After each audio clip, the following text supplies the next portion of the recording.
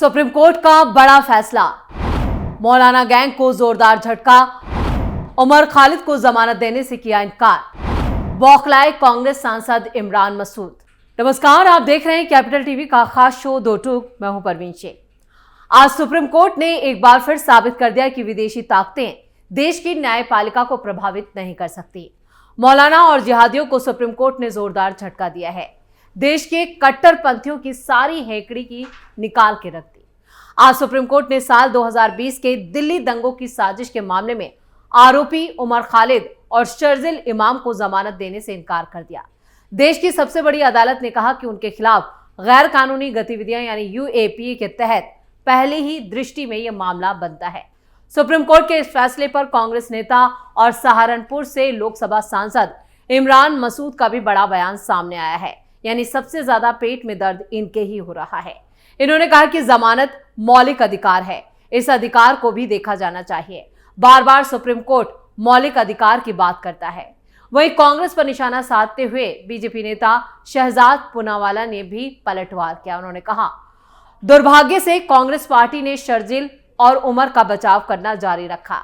ये वो लोग थे जो भारत को टुकड़ों में बांटना चाहते थे। आज उन्हें माफी मांगनी चाहिए। कांग्रेस पार्टी और उसका इकोसिस्टम आज सुप्रीम कोर्ट के फैसले के बाद माफी मांगे। तो सुप्रीम कोर्ट से आए इस फैसले ने कांग्रेस को फिर एक्सपोज कर दिया है। पूरी तरह से राहुल गांधी और उनके गैंग को बड़ा झटका लगा है। कोर्ट ने साफ कर दिया कि यूएपीए के तहत या लंबे वक्त तक जेल में रहने का यह मतलब नहीं है कि इनको जमानत दे दी जाए। आज सुप्रीम कोर्ट का जो फैसला आया है वो आने वाले फैसलों के लिए भी एक बड़ी नजीर पेश करेगा।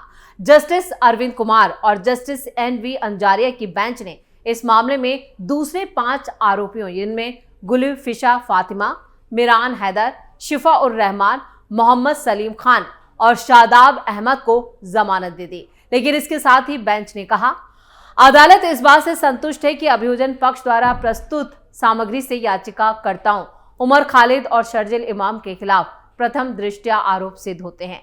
इन याचिकाकर्ताओं के संबंध में वैधानिक कसौटी लागू होती है। कार्रवाई के इस चरण में उन्हें जमानत पर रिहा करना उचित नहीं है। अब शीर्ष अदालत ने पिछले साल 10 दिसंबर को दिल्ली पुलिस की तरफ से पेश सोलिसिटर जनरल तुषार मेहता और अतिरिक्त सोलिसिटर जनरल एस.वी. राजू और आरोपियों की तरफ से पेश हुए सीनियर अधिवक्ता यानी कि कपिल सिब्बल, अभिषेक मनु सिंघवी, सिद्धार्थ दवे, सलमान खुर्शीद और सिद्धार्थ लूथरा की दलीलें सुनने के बाद आरोपियों की जमानत याचिकाओं पर अपना फैसला सुरक्षित रख लिया था। उमर और शर्जिल और दूसरे आरोपियों पर फरवरी 2020 में उत्तर पूर्वी दिल्ली में हुए दंगों का मुख्य साजिशकर्ता होने का आरोप लगाया गया था। ये तो साफ है कि उमर खालिद उस वक्त दिल्ली में नहीं थे, बिहार में थे। लेकिन खबरें और जो सबूत पेश किए गए उससे साफ है कि उमर खालिद बिहार में बैठकर ही फोन पर व्हाट्सएप के जरिए उनको गाइड कर रहे थे। यानी इस हिंसा को कैसे अंजाम दिया जाए इसकी पूरी रूपरेखा उमर खालिद ने ही तैयार की थी।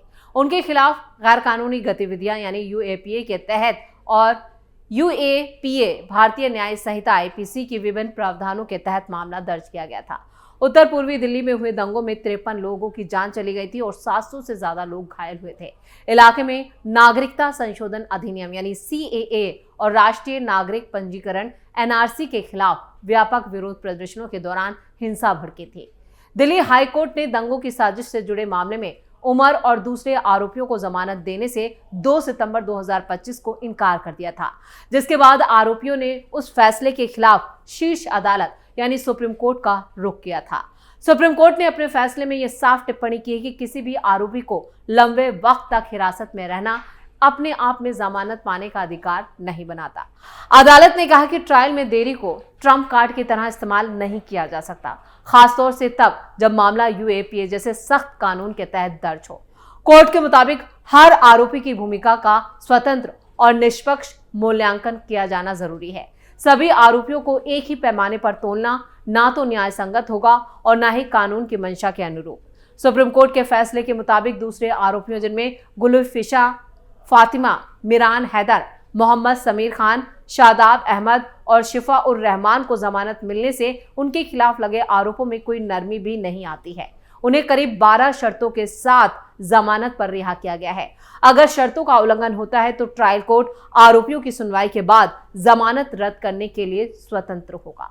यानी जिन 5 आरोपियों को जमानत दी गई है उन पे 12 कंडीशंस लगाई गई हैं और ये भी उसके साथ जोड़ दिया गया है कि अगर फिर इस तरह की कोई भी संदेश या कोई भी शक शुबा संदिग्ध मामले में ये लोग किसी भी तरह के शक शुबा के मामले में पकड़े जाते हैं तो इनकी जमानत फौरन इमीडिएट उसी वक्त रद्द कर दी जाएगी।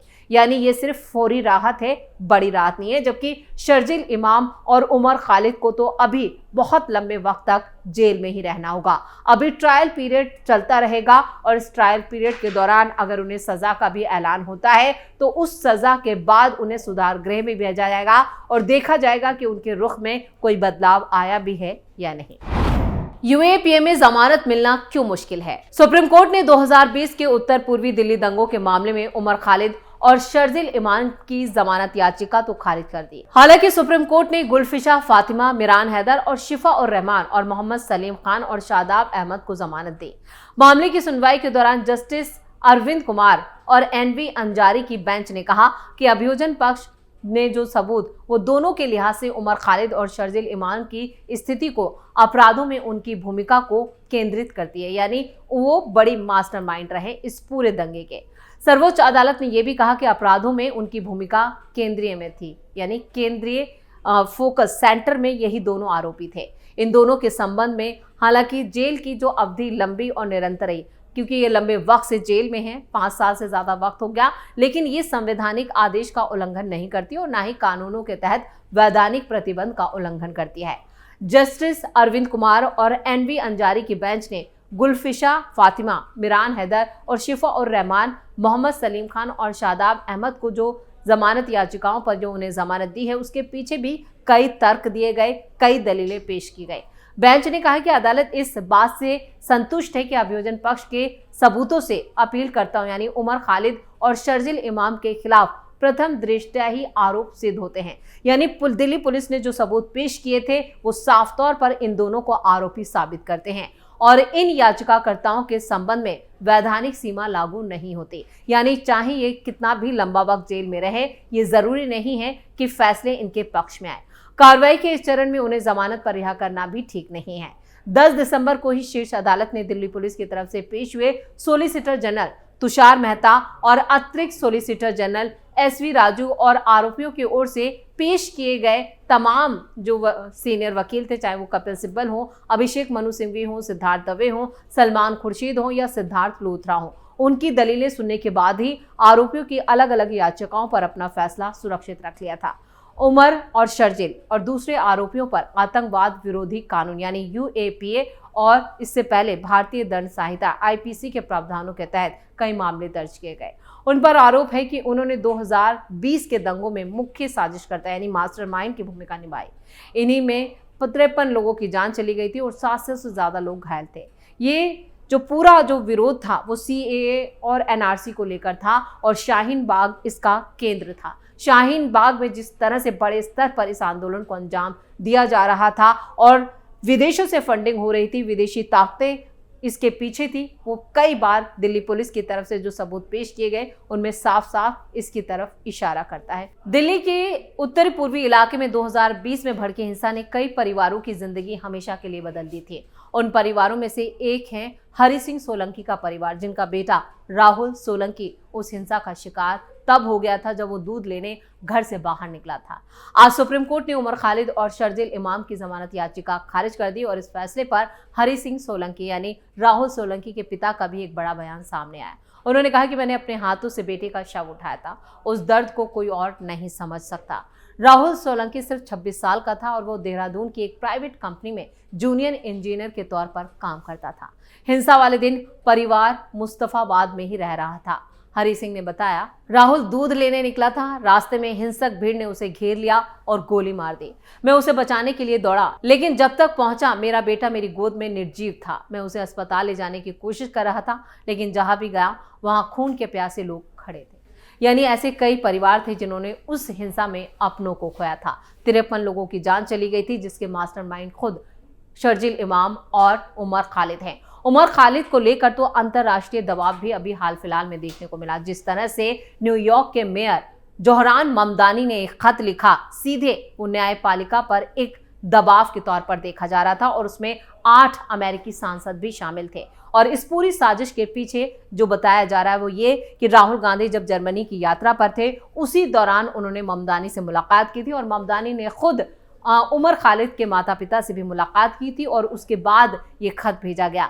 जब इससे पहले 10 दिसंबर को सुप्रीम कोर्ट ने अपना फैसला सुरक्षित रख लिया था, उसके बाद ही इस पूरी साजिश यानी विदेशी ताकतें और पूरा मौलाना गैंग और जो सेकुलरिज्म और जो इसकी अल्पसंख्यकों को लेकर कहता है कि देश में वो सुरक्षित नहीं है, वो पूरा गैंग सक्रिय हो गया था, एक्टिव हो गया था और ये लोग मिलकर ही भारत की न्यायपालिका जुडिशरी को इफेक्ट यानी कि प्रभावित करने की कोशिश कर रहे थे। लेकिन आज सुप्रीम कोर्ट के आए फैसले से एक जोरदार तमाचा इन कट्टरपंथी और जिहादियों के मुंह पर लगा है जो देश के विरुद्ध, देश के खिलाफ षड्यंत्र रचते हैं।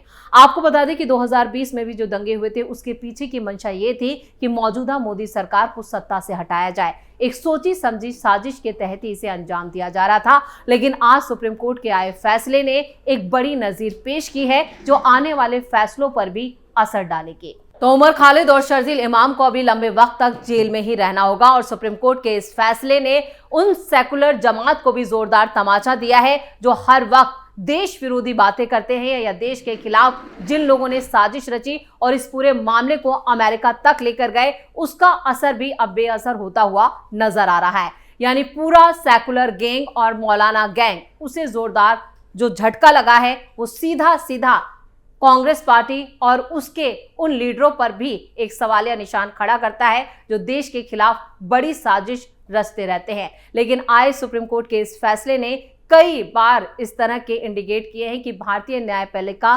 स्वतंत्र है और स्वतंत्रता के साथ ही वो काम करती रहेगी। इसी के साथ इस खास शो में इतना ही। वीडियो कैसा लगा कमेंट करके अपनी राय जरूर दें, वीडियो को लाइक करें, शेयर करें और कैपिटल टीवी को सब्सक्राइब जरूर करें। धन्यवाद।